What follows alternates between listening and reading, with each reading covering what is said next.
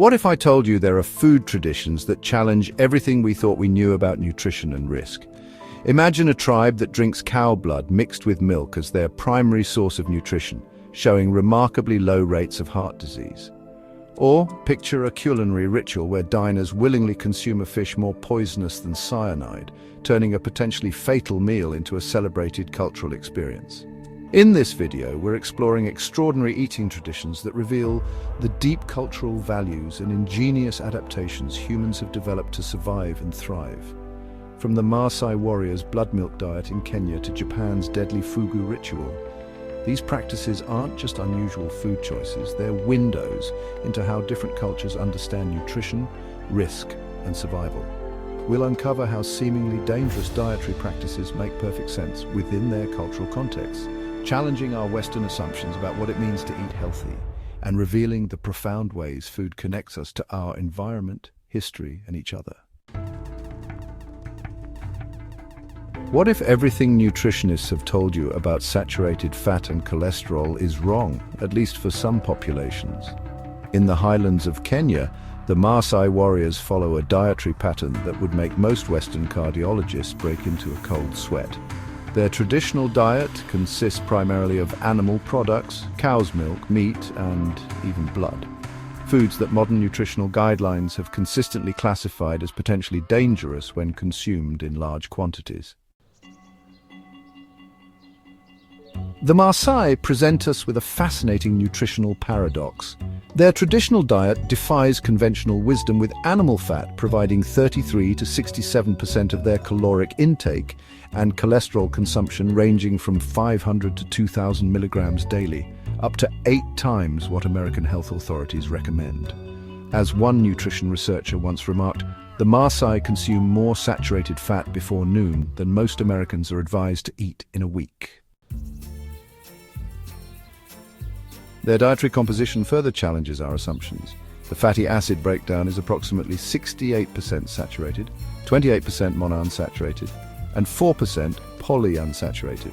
Protein represents 27 to 40% of their diet, while carbohydrates make up just 13 to 40% of their total calories, a macronutrient distribution that appears backward by Western standards.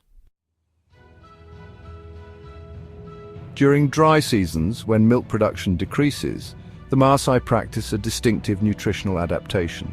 They mix fresh blood directly into milk, creating a mixture that serves as both nourishment and cultural tradition. These blood-milk combinations become crucial during the 4 to 5 months when dairy supplies are limited. On celebratory days or when cattle go to market, their meat consumption is substantial, adult Maasai consuming between 1.8 to 2.3 kilograms of meat in a single sitting, sometimes reaching 2 to 5 kilograms throughout the day. This dietary peculiarity not only contradicts Western guidelines but also tells the story of evolutionary finesse. The Maasai's ability to thrive on this seemingly problematic diet reflects genetic adaptations evolved over countless generations. Genetic analyses have uncovered several loci under selection specifically related to cholesterol regulation.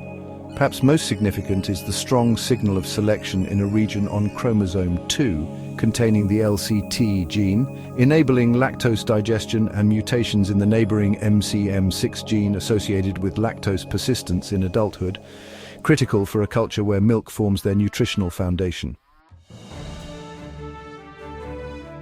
The Maasai's remarkable cardiovascular health extends beyond genetics. Their pastoral existence requires extraordinary energy expenditure, approximately 2,565 calories per day above basal requirements, comparable to running a marathon. This intensive daily movement promotes more capacious coronary arteries and superior cardiorespiratory fitness, potentially offsetting the cardiovascular risks typically associated with high-fat diets. Their eating patterns feature natural periods of calorie restriction and intermittent fasting, practices increasingly recognized as beneficial for metabolic health, contrasting with continuous food availability common in Western societies. Life among the Maasai includes health challenges like infectious diseases and parasitic infections, malaria, tuberculosis, brucellosis, and gastrointestinal parasites. These conditions, linked to raw animal product consumption and environmental factors, affect up to 35% of African pastoralists and influence their lipid profiles and cardiovascular disease risk. For decades, Western dietary guidelines have targeted saturated fats as primary culprits in heart disease. The Maasai experience challenges this approach, suggesting that nutritional science might benefit from a more nuanced perspective accounting for genetic, environmental, and lifestyle factors. From genetic adaptations to cultural traditions, our global tour of extraordinary food practices now brings us to Japan, where danger isn't an unwanted consequence, it's the main attraction. What drives diners to willingly consume a fish containing a poison more lethal than cyanide with no known antidote, all in pursuit of a single meal that might be their last? In Japan, the pufferfish, known locally as fugu, represents the ultimate fusion of culinary artistry and mortal risk, like a gastronomic tightrope walk with no safety net. This innocuous-looking creature harbors tetrodotoxin primarily in its internal organs, a neurotoxin so potent that a single fish contains enough poison to kill up to 30 adults, causing progressive paralysis and death by asphyxiation while the victim remains fully conscious. Japanese culture has elevated fugu to the status of a prestigious delicacy, commanding hundreds of dollars per serving. The very feature that makes the fish deadly, its toxicity, transforms it from mere sustenance into a transcendent cultural experience. The preparation of fugu exists within a framework of extraordinarily strict regulation. Only specially licensed chefs can legally prepare and serve this fish in Japan. The path requires absolute dedication, a rigorous 3-year apprenticeship culminating in examinations with a mere 35% pass rate. Chefs must demonstrate perfect knowledge of fugu anatomy and flawless technique in separating poisonous organs from edible flesh using a specialized knife, the fugu hiki, with its exceptionally thin blade stored separately from other tools to prevent cross-contamination. The removal of toxic organs like the liver and ovaries demands surgical precision. The finished dish frequently appears as paper-thin slices of raw fugu arranged in the pattern of a chrysanthemum, a flower symbolizing longevity in Japanese culture, creating a poetic juxtaposition with the dish's lethal potential. Beyond sashimi, fugu appears in hot pots, grilled preparations, and even its gelatinous skin is prized for its distinctive texture.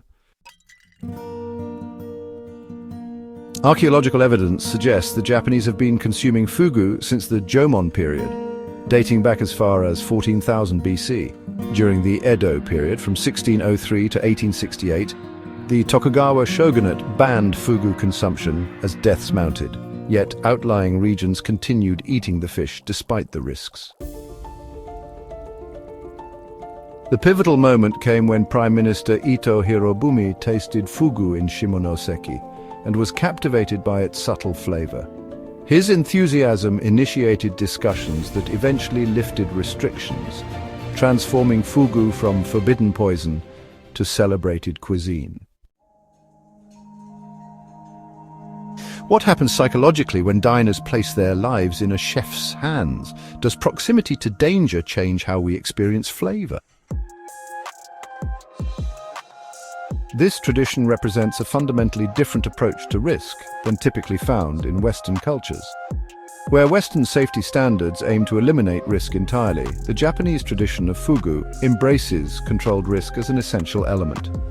The minimal yet real danger becomes part of the appeal, a moment where diners place complete trust in the chef's skill.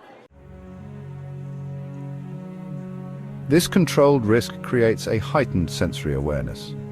Diners report that fugu itself has a relatively subtle flavor, delicate, clean, and distinguished primarily by its unique texture.